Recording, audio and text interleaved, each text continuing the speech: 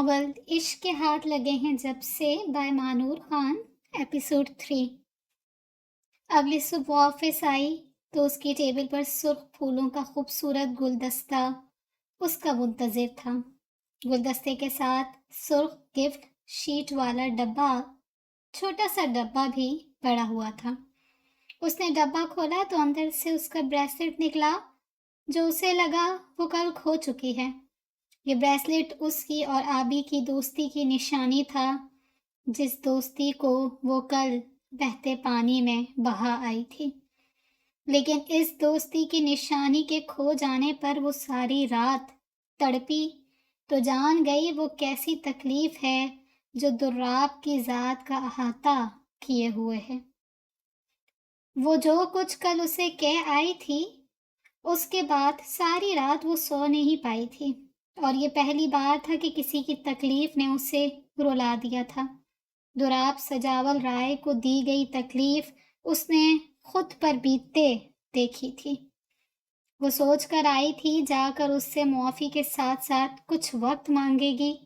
اس کے انتقام کی داستان میں دراب کہیں بھی نہیں تھا، تو وہ دراب کو کیوں اس بیچ میں لاتی؟ پھولوں کو دیکھتے اسے بے ساختہ آبی پر بہت پیار آیا تھا کہ وہ جو رات اس کے ساتھ کر آئی تھی اس کے بعد تو لازم تھا کہ وہ پلٹ کر بھی نہ دیکھتا، مگر وہ پھول بھیج رہا تھا۔ بریسلٹ ہاتھ پر پہنے وہ پھولوں کا گلدستہ لیے آبی کے آفس میں آئی، مگر وہ وہاں نہیں تھا۔ اس نے پی اے سے پوچھا تو پتہ چلا کہ آبی تو آفس آیا ہی نہیں۔ پھر حکم رائے کے بلانے پر وہ وہیں سے ان کے آفس کی طرف چلی گئی۔ آپ نے بلایا سر؟ وہ اندر داخل ہوئی تو دیکھا وہ بڑی عجلت میں لگ رہا تھا۔ جلدی جلدی فائلز کو ایک طرف رکھتا وہ گاڑی کی چابی اور موبائل لے کر دروازے کی طرف بڑھا، جب اربشم نے بے اختیار اس کا بازو تھام لیا۔ کیا ہوا ہے سر؟ آپ پریشان لگ رہے ہو، خیریت تو ہے؟ اس کی پریشانی پر وہ یوں پریشان ہوئی کہ ابھی تک آفس نہیں آیا تھا، اور یہ پریشانی کی بات تھی کہ کل وہ اسے بہت کچھ سنا آئی تھی۔ حکم تو اس کی حرکت پر دل و جان سے فدا ہوا تھا۔ ہاں سب خیریت ہے، وہ میرا بیٹا ہے نا دراب، کل سے غائب تھا، اور ابھی پری کا فون آیا ہے کہ وہ واپس آیا ہے، مگر اس کی طبیعت ٹھیک نہیں، وہ گھر میں داخل ہوتے ہی بے ہوش ہو گیا تھا۔ پری اور اماں بھی اسے ہسپتال لے گئی ہیں، میں بھی وہیں جانا چاہتا ہوں۔ وہ تفصیل سے بتا رہا تھا اور اس کے کان سائیں سائیں کرنے لگے تھے۔ یہ میں نے بھجوایا تھا آپ کے لیے، دراصل آج کچھ ضروری بات کرنی تھی آپ سے، مگر پھر کبھی صحیح۔ وہ دروازے سے پلٹ کر اس کے پاس آیا اور گلدستے سے ایک گلاب نکال کر اس کے بالوں میں لگاتا چلا گیا، اور وہ پیچھے کھڑی اس گلدستے کو دیکھتی رہی اور پھر کھینچ کر وہ گلدستہ فرش پر پھینکا اور پاؤں سے ہر پھول کا ستیہ ناش کر ڈالا۔ اس کی آنکھوں سے آنسو بہنے لگے تھے کہ وہ کل اس سے ملنے کے بعد نہیں لوٹا تھا، تو مطلب وہ لوٹنا نہیں چاہ رہا تھا، وہ جانا چاہ رہا تھا ہمیشہ کے لیے۔ یہ کمبخت محبت، کسی بے قدر شخص سے کی جانے والی مخلص محبت آپ کو ساری زندگی کے لیے ذہنی مریض بنانے کو کافی ہوتی ہے۔ اس نے گالوں کو رگڑ کر صاف کیا، خود پر قابو پاتی تیزی سے باہر نکلی اور گاڑی میں سوار ہو گئی۔ اس کا رخ اب اسپتال کی طرف تھا، جہاں وہ ایک ہنستے کھیلتے مرد کو موت تک پہنچا چکی تھی۔ تو مل رہا ہے مگر مل نہیں رہا مجھ سے، یہ بات ٹھیک ہے لیکن یہ بات ٹھیک نہیں۔ وہ حکم کے پیچھے ہی باہر نکلی تھی، جہاں اسے آفس سے ملی جانے والی گاڑی کھڑی تھی۔ اسے دیکھتے ہی ڈرائیور دوڑا چلا آیا تھا۔ وہ جلدی سے گاڑی میں بیٹھی اور ڈرائیور کو حکم کی گاڑی کا پیچھا کرنے کو کہا۔ پورا راستہ وہ انگلیاں چٹکاتی رہی تھی، بے چینی اس کے رگوں میں سرایت کر رہی تھی۔ اس وقت اس کا دل یوں دھڑک رہا تھا کہ آواز ایک زمانہ سن سکتا تھا۔ اس کا جسم پسینے سے شرابور ہو گیا تھا اور وہ ایک ہاتھ سے بار بار اپنا ماتھا مسل رہی تھی۔ ہر منٹ بعد وہ ڈرائیور کو گاڑی تیز چلانے کی ہدایت دے رہی تھی۔ وہ جلد سے جلد دوراب کے پاس پہنچنا چاہتی تھی۔ وہ جب اسپتال پہنچی تب تک حکم اپنی گاڑی پارک کرتا اندر جا چکا تھا۔ وہ بھی گاڑی سے اتری، جلدی سے اندر گئی اور ریسیپشن پر دوراب کے کمرے کا پوچھ کر اسی طرف بڑھی۔ ابھی وہ راہداری سے گزر رہی تھی کہ سامنے ہی ایک روم کے آگے اسے حکم، بی جان اور پریشانی سے بیٹھے نظر آ گئے۔ اس سے پہلے کہ وہ دل کے ہاتھوں مجبور ہو جاتی، جا کر دوراب کا حال دریافت کرتی، اس کے گئے ہوش واپس آ چکے تھے۔ اس نے خود کو کوسا کہ ایک جلد بازی کا قدم اس کے سارے منصوبے پر پانی پھیر سکتا تھا۔ وہ واپس پلٹی اور اسپتال سے نکل آئی تھی۔ اب وہ اسپتال کی کینٹین میں بیٹھی خود کو ریلیکس کرنے کی کوشش کر رہی تھی، مگر دل تھا کہ بار بار اندر جا کر دوراب کو دیکھنے کو بےتاب ہو رہا تھا۔ لیکن وہ فقط ایک دل کے لیے اپنا منصوبہ خاک میں نہیں ملا سکتی تھی۔ وہ ایک دوراب سے جاول رائے کے لیے اپنے اندر سالوں سے جلدے بدلے کے آلاؤ کو نہیں بجھا سکتی تھی۔ اپنے آپ کو ریلیکس کرنے کے بعد وہ اسپتال کے اندر واپس آئی اور چلتی ہوئی دوراب کے روم کے پاس پہنچی، جہاں وہ تینوں ایک دوسرے کو سہارا دے رہے تھے۔ سر خیریت تھی؟ وہ آپ اتنی پریشانی میں آفس سے آئے تھے تو اس لیے اس نے اپنی بات ادھوری چھوڑ دی، اور اسی کچھ مکمل نے تو حکم کی نیندیں حرام کر رکھی تھیں۔ وربشم کی آنکھوں سے جھلکتی فکر اور لہجے سے عیاں پریشانی پر دل و جان سے فدا ہوا تھا۔ پھر صبح سے دن اور دن سے شام ہوئی تھی، لیکن دوراب کا بخار کم ہوا تھا اور نہ ہی اسے ہوش آ رہا تھا۔ حکم کو ڈاکٹر نے اپنے روم میں بلایا تھا۔ بی جان، آپ گھر چلی جائیں یار، میں اور بابا ہیں یہاں پر۔ کچھ کھایا بھی نہیں آپ نے صبح سے، پریشا نے فکر مند لہجے سے کہا۔ نہیں، میں اپنے بچے کو چھوڑ کر نہیں جاؤں گی، اسے ہوش آ جائے تو پھر کچھ کھا بھی لوں گی۔ بی جان کی فکر بھی جائز تھی، بھلا جب آپ کا بچہ ہسپتال میں پڑا ہو تو آپ کہاں کچھ کھا سکتے ہو؟ گھر نہیں جانا چاہ رہی تو ایسا کرو، انہیں یہیں کچھ کھانا لا دو۔ اربشم کو چند گھنٹوں میں بی جان سے انسیت ہو گئی تھی، حالانکہ وہ عہد کر چکی تھی حکم سے وابستہ ہر شخص سے نفرت کرے گی۔ بی جان باہر کا کھانا نہیں کھا سکتی، گھر کا پرہیزی کھانا کھاتی ہیں، پریشا نے بتایا۔ تو میں گھر سے لے آتی ہوں۔ یہ ٹھیک رہے گا، میں یہاں سے ابھی نہیں جا سکتی، آپ ہمارے گھر چلی جاؤ۔ رشیدہ بوا کو میں فون کر کے کہہ دیتی ہوں کھانا بنا کر پیک کر دیں۔ پریشا کے بتانے پر وہ اس بات میں سر ہلاتی اسپتال سے نکل آئی تھی۔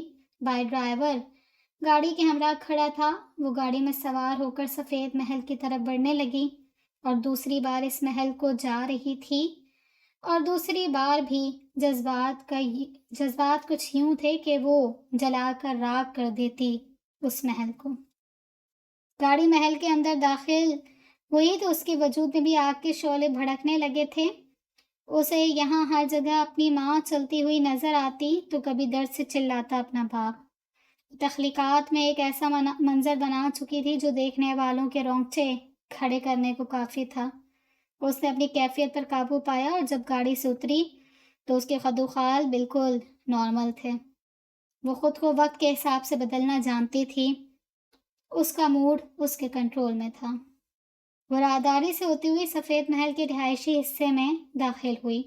رشیدہ بوا نے آ کر اسے آدھا گھنٹہ انتظار کرنے کا کہا تو وہ بلا وجہ ہی محل میں ٹہلنے لگی، ایک دروازے سے دوسرے، ایک حصے سے دوسرے حصے پر گھومتی۔ وہ ہر شے کو بغور دیکھتی رہی، اس کی نظریں ہر شے پر کھب رہی تھیں کیونکہ وہ ہر شے اس کی تھی، یہ سب اس کا تھا۔ اس محل کے چپے چپے سے اسے کہکہوں کی آوازیں آ رہی تھیں، وہ کہکہے جو اسے اپنی ماں جیسے لگتے تھے، اور وہ ان کہکہوں کا پیچھا کرنے لگی۔ یہ کہکہے عرصہ دراز سے کسی آسیب کی طرح اس کے ساتھ تھے، لیکن وہ ان کہکہوں کو ڈھونڈ نہیں پا رہی تھی۔ وہ ان کہکہوں کو ڈھونڈنا چاہتی تھی۔ وہ اپنی ماں کو زندگی سے بھرپور کہکہا لگاتے دیکھنا چاہتی تھی۔ یہ اس کی اولین خواہشوں میں سے ایک تھی۔ وہ ان کہکہوں سے جان چھڑاتی تیزی سے سیڑھیاں پھلانگتی نیچے اتر آئی۔ جب اس کی نظر بیسمنٹ کی طرف جاتی سیڑھیوں پر پڑی۔ یہاں نیچے کیا ہے؟ اس نے پوچھا۔ دوراب بابا کا کمرہ ہے۔ وہ سن کر جانے کے اس خیال کے تحت سیڑھیاں اترنے لگی۔ وہ نیچے پہنچی تو دیکھا وہاں ایک بڑا سا لکڑی کا دروازہ تھا اور بائیں طرف چھوٹا سا لیونگ ایریا بنا ہوا تھا اور سامنے دیوار پر ٹی وی نصب تھی۔ صوفوں کے درمیان رکھی ٹیبل پر مختلف سی ڈش بکھری ہوئی تھی۔ ریموٹ ٹیبل کے نیچے پڑا تھا۔ وہاں کی حالت دیکھ کر لگ رہا تھا ہفتہ بھر سے صفائی نہیں ہوئی وہاں۔ اس نے دروازہ دھکیلا تو وہ کھلتا چلا گیا۔ کمرے میں اندھیرے کا راج تھا۔ اس نے دیوار پر ہاتھ مار کر سوئچ بورڈ تلاشا اور پھر ساری لائٹس آن کر دی۔ کمرہ ایک دم روشنی سے بھر گیا۔ وہ 2 قدم آگے بڑھی، نگاہ دوڑا کر کمرے کا جائزہ لیا۔ دائیں طرف دیوار کے ساتھ بیڈ رکھا ہوا تھا جس کے پیچھے دیوار پر دوراب کے مسکراتے ہوئے فوٹو فریم نصب تھی۔ سائڈ ٹیبلز پر کچھ تصاویر کے فریمز رکھی گئی تھیں۔ ناک کی سیدھ میں بند دروازہ نظر آ رہا تھا جو کہ ٹیرس کی طرف کھلتا تھا اور اس دروازے کے ساتھ بائیں طرف 1 سیٹڈ صوفے رکھے ہوئے تھے جن کے سامنے کانچ کے ٹیبل پر سیاہ رنگ کا لیپ ٹاپ پڑا ہوا تھا۔ بائیں طرف ڈریسنگ ٹیبل رکھی ہوئی اور ڈریسنگ ٹیبل کے ساتھ دیوار پر دوراب کے بچپن کی دیواریں گیر فریم نصب تھی جس میں وہ اپنے والدین کے ساتھ ایک مکمل اور ہر فکر سے آزاد نظر آ رہا تھا۔ اس فریم نے دیوار کے ایک بڑے حصے کو یوں کور کیا ہوا تھا کہ وہ دیوار کم اور تصویر زیادہ لگ رہی تھی۔ اربشم اس تصویر کے سامنے کھڑی اسے تکتی رہی تھی۔ یہی ایک شے تو تھی جو اس سے بھی کھو گئی تھی کہیں بہت پہلے بچپن میں۔ اس نے دونوں ہاتھ اس تصویر پر رکھ کر جیسے اس خوشی کو محسوس کرنا چاہا تھا جو ماں باپ کے ساتھ میسر ہوتی ہے اور فقط ماں باپ کے ساتھ ہی میسر ہوتی ہے۔ لیکن اس نے محسوس کیا کہ جس شے پر اس نے ہاتھ رکھا ہے وہ واقعی دیوار نہیں ہے، صرف دیوار کی طرح مضبوط ہے۔ اس کے ہاتھ رکھتے ہی وہ دیوار جو دراصل ایک دروازہ تھی کھسکتی چلی گئی۔ اربشم کچھ پل تو شش و پیچ عالم میں کھڑی سوچتی رہی کہ اندر جائے یا نہ جائے، اور آخر کار اس نے اندر جانے کا فیصلہ کرتے قدم آگے بڑھا دیے۔ جیسے ہی وہ دیوار کے پاس آئی تو دیکھا وہ ایک بہت بڑا کمرہ تھا اور ایک چیز جو نمایاں تھی اس کمرے میں وہ اربشم تھی۔ اربشم ہر جگہ بکھری پڑی تھی۔ ہر دیوار پر رنگوں کے امتزاج سے ایک ہی چہرہ بنایا گیا تھا اور وہ چہرہ اربشم اسفند قریشی کا تھا۔ ہر طرف بس ایک ہی نام لکھا ہوا تھا، اربشم کا نام۔ وہ اربشم جو صرف دوراب کی تھی۔ ہر طرف دوراب کی اربشم، دوراب کی اربشم لفظ بکھرے پڑے تھے۔ وہ جب 7 سال کی عمر میں اربشم سے ملی تھی تب سے لے کر اب تک کی بے شمار تصویریں تھیں اس کمرے میں اربشم کی۔ اربشم کی ہر یاد وہاں تھی جو اربشم کو بھی یاد نہ تھی۔ ایک طرف دیوار پر بڑا بڑا سی آبی کی عربی لکھا تھا۔ اربشم نے اس پر ہاتھ رکھا تو لگا تھا کہ اگلا سانس نہیں لے پائے گی۔ آنسوؤں کا گولا حلق میں اٹک چکا تھا اور دل زور زور سے دھڑکنے لگا تھا۔ وہ اعتراف کرتی تھی کہ وہ دوراب سجاول رائے کو کبھی نہیں بھولی تھی، لیکن وہ یہ بھی اعتراف کرتی تھی کہ سجاول فیملی کی طرف سے سوغات میں دی گئی محرومیاں بھی نہیں بھولی تھی۔ وہ اپنی ماں کا پاگل پن اور تڑپ تڑپ کر مر جانا نہیں بھولی تھی۔ وہ یتیمی کی ٹھوکروں کو نہیں بھولی تھی، لیکن یہ بھی سچ تھا کہ وہ دوراب سجاول رائے کو بھی نہیں بھولی تھی۔ اس کا انتقام اور اس کی محبت آمنے سامنے آ کھڑے ہوئے تھے اور وہ کسی ایک کو چن نہیں پا رہی تھی۔ وہ فیصلہ نہیں کر پا رہی تھی وہ کیا کرے۔ وہ انتقام کو بھول نہیں سکتی تھی اور دوراب کو چھوڑ بھی نہیں سکتی تھی۔ دوراب اس کے دل کی وہ چاہت تھا جو بے اختیار اس کے دل میں پیدا ہوئی تھی۔ دوراب اس کی مسکراہٹ تھا جسے وہ جینا चाहती थी ताउम्र। दोनों हाथ दीवार पर रखते उसने गहरे गहरे सांस लिए थे और फिर वो दुराब के कमरे से निकल आई थी। वो कुछ मिनट और वहां रुकती तो उसके अंदर जलती आग ठंडी हो जाती, जिसे वो ठंडा नहीं कर सकती थी। उसे हर सूरत इंतकाम चाहिए था। उसे हुक्म सजावल राय की बर्बादी चाहिए थी, इसलिए उसे कोई भी कीमत क्यों करना चुकानी पड़ती।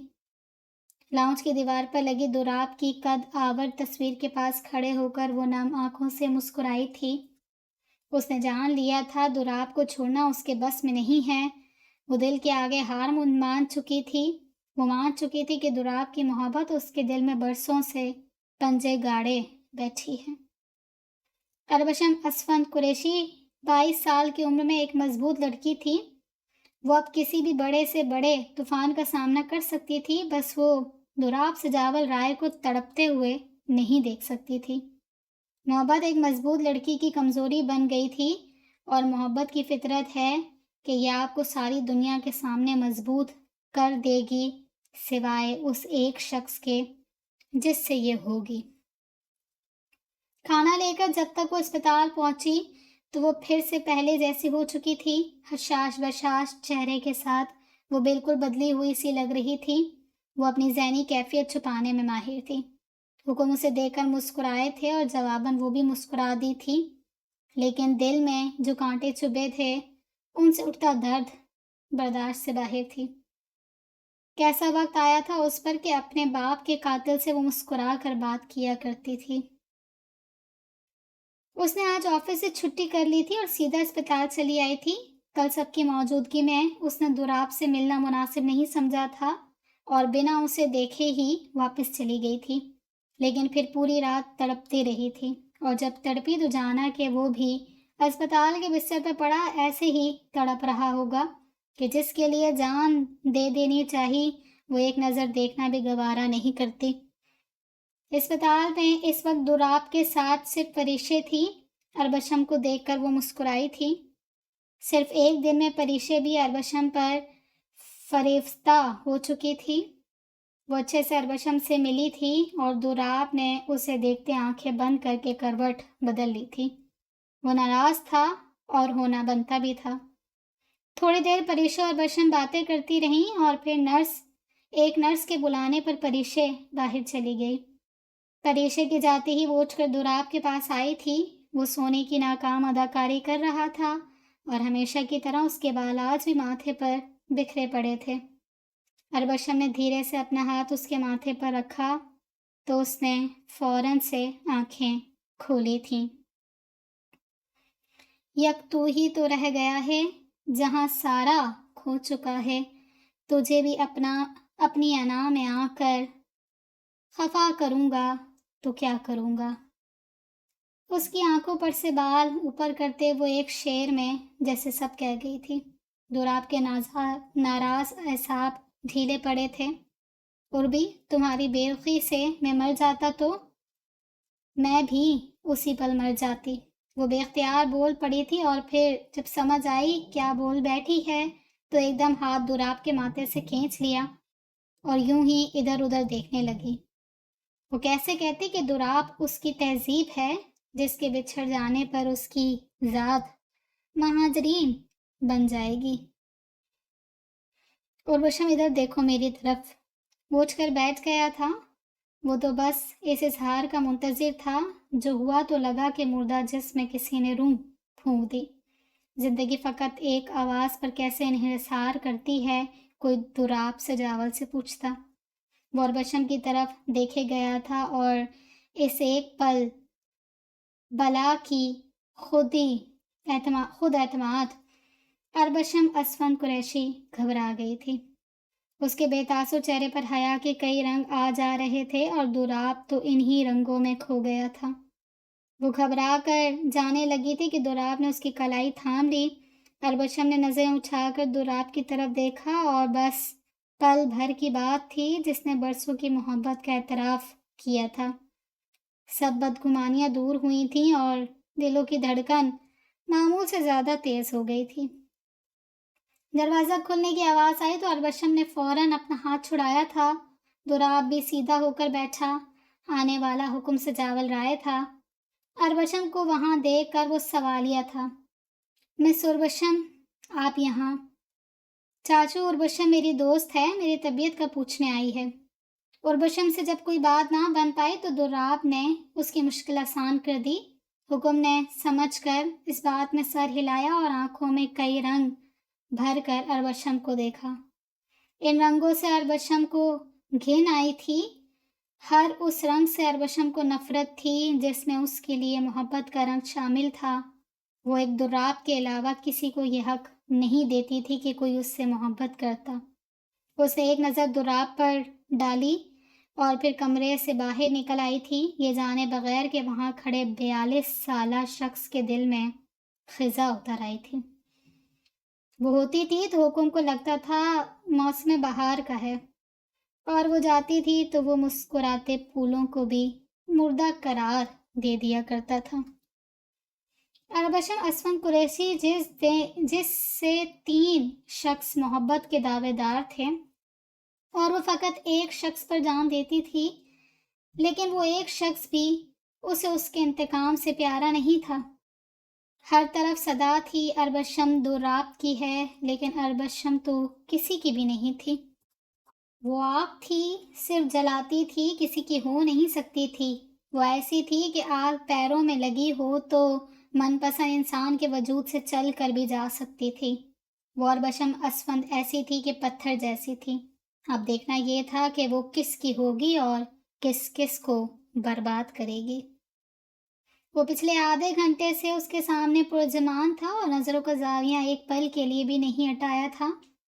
وہ اس کی والہانہ نگاہوں سے الجھن کا شکار ہونے لگی تھی۔ کیا تکلیف ہے تمہیں مسٹر دراب؟ فائل بند کر کے میز پر پٹکتے وہ دبا دبا سا چلائی تھی۔ تکلیف کوئی نہیں ہے، بس دیکھ رہا ہوں۔ اس کے سکون میں ذرا فرق نہیں آیا تھا۔ کیا دیکھ رہے ہو؟ اس نے بیزاری سے پوچھا۔ دیکھ رہا ہوں کتنی سنگ دل ہو تم یار، محبت بھی کرتی ہو اور چاہتی ہو میں مر بھی جاؤں۔ میں نے ایسا کبھی نہیں چاہا دراب۔ اس کی بات پر جیسے وہ تڑپ اٹھی تھی۔ شادی کر لو نا پھر مجھ سے۔ وہ اٹھ کر اس کے پاس آیا تھا اور اس کا ہاتھ تھام کر گھٹنوں کے بل اس کے سامنے بیٹھ گیا۔ اربشم اسے دیکھتی رہ گئی تھی۔ میں تم سے بہت محبت کرتی ہوں دراب، لیکن میں تم سے شادی نہیں کر سکتی۔ اس نے دھیرے سے اپنا ہاتھ دراب کے ہاتھوں سے نکال لیا تھا۔ ایک پل میں ہی وہ خالی ہاتھ رہ گیا تھا۔ لیکن کیوں اربی؟ وہ تڑپا تھا۔ وقت آنے پر سب بتاؤں گی، ابھی مجھ سے کچھ مت پوچھو۔ وہ اپنی اندر کی کیفیت سے واقف تھی۔ وہ جانتی تھی دراب کے بغیر جینا مشکل ہوگا، لیکن اگر وہ اپنے باپ کا بدلہ نہ لے پائی تو اس کے جینے کا کوئی مقصد نہیں ہوگا۔ اربی سنو نا، دراب پلیز یہاں سے جاؤ ابھی۔ اس کی بات کاٹ کر وہ فوراً سے بولی تھی، مزید کچھ دیر اور دراب وہاں ٹھہرتا تو وہ ریت کی طرح بکھر کر رہ جاتی۔ وہ کچھ دیر اسے نم آنکھوں سے دیکھتا رہا تھا اور پھر اٹھ کر وہاں سے چلا گیا۔ تمہاری نوکری بھی ہو گئی، مگر تم نے یہاں سے جانے کا بندوبست نہیں کیا ابھی تک۔ وہ کھانے کی میز پر آ کر بیٹھی ہی تھی کہ سلطان ماموں نے طنز میں ڈوبے نشتر برسانے شروع کر دیے۔ پالاج پہلو بدل کر رہ گیا تھا۔ وہ کیا کرتا کہ وہ اربشم کو ٹوک سکتا تھا، نہ اپنے باپ کو کچھ کہنے سے روک سکتا تھا۔ بندوبست تو میں آپ کا کرنے کا سوچ رہی ہوں سلطان ماموں، وہ یوں چبا چبا کر بولی تھی کہ نوالا سلطان ماموں کے حلق میں اٹک کر رہ گیا تھا۔ باراج نہ سمجھی سے اسے دیکھے گیا تھا۔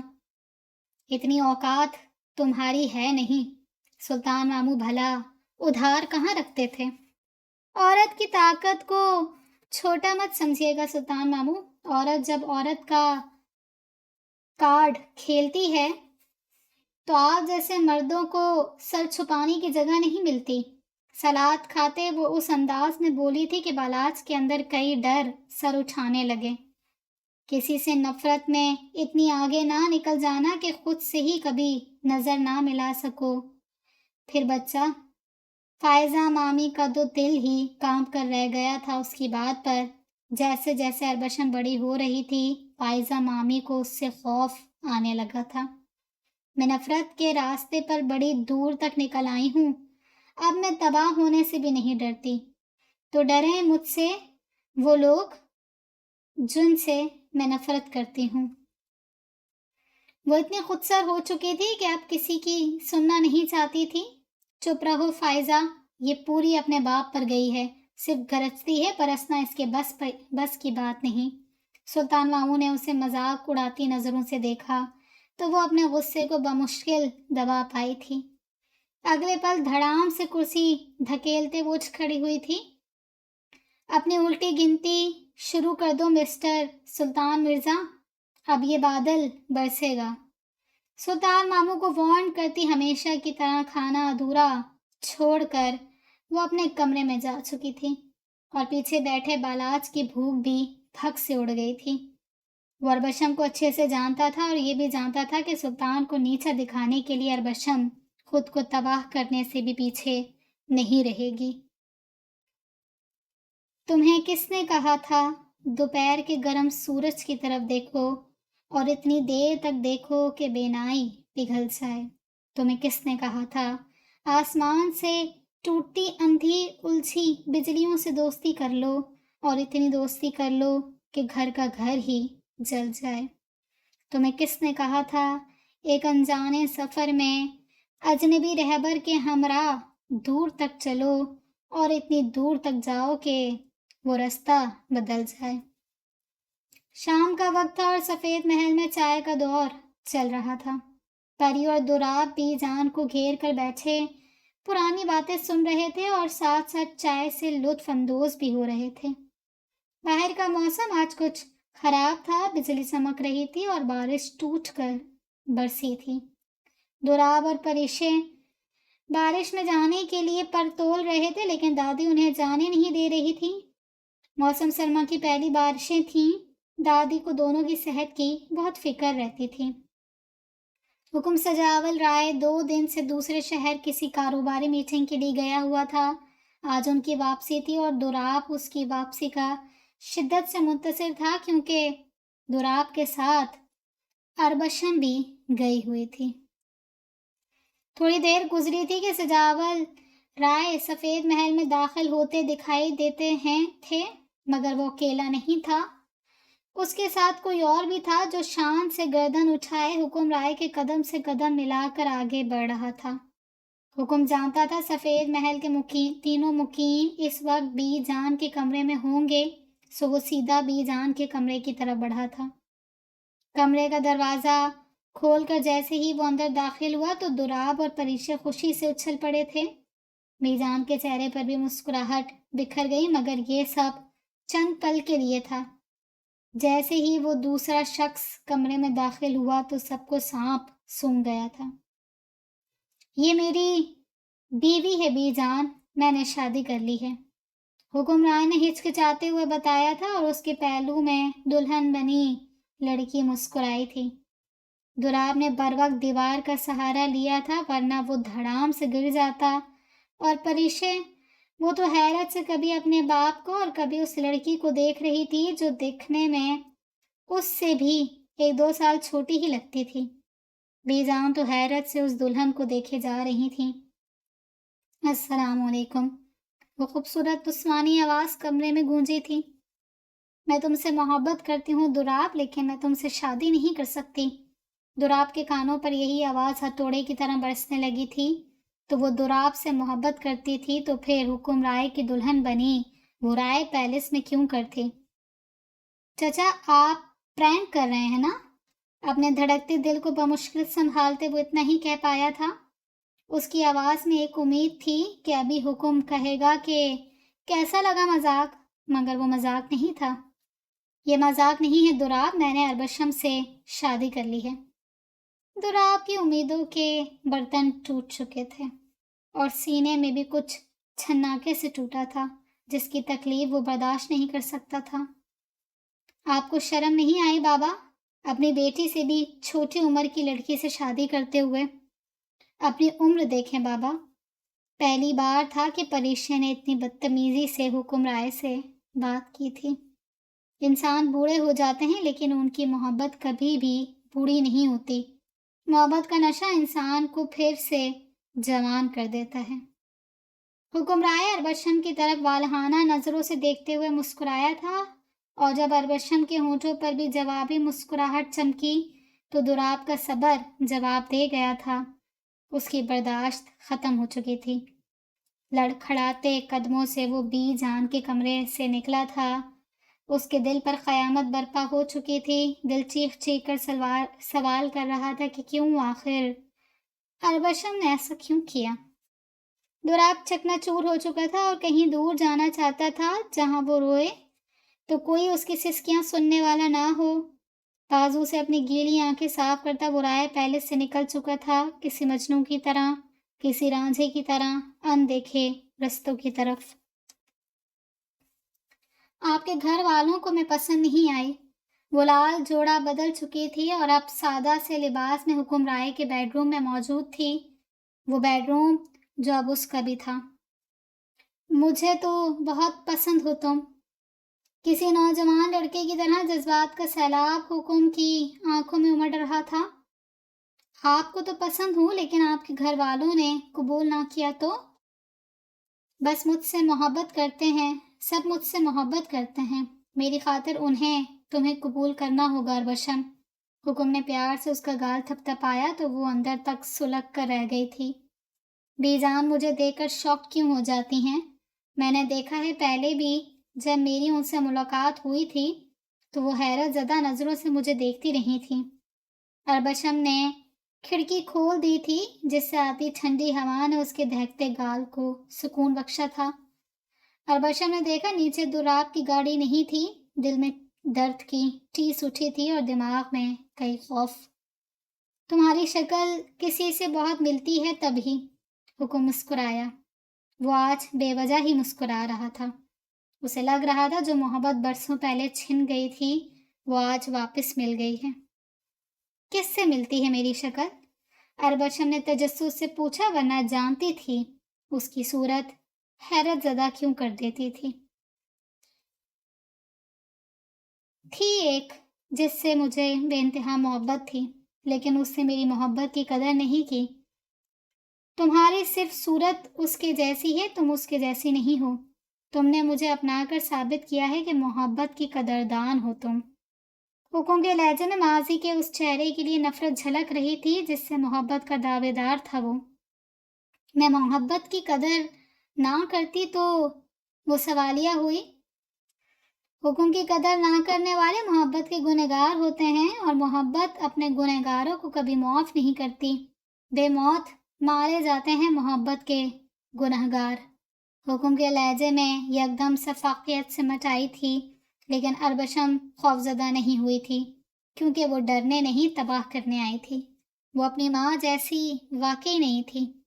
وہ درد ملنے پر روتی نہیں تھی، بلکہ درد دینے والے کو پھاڑ دیتی تھی۔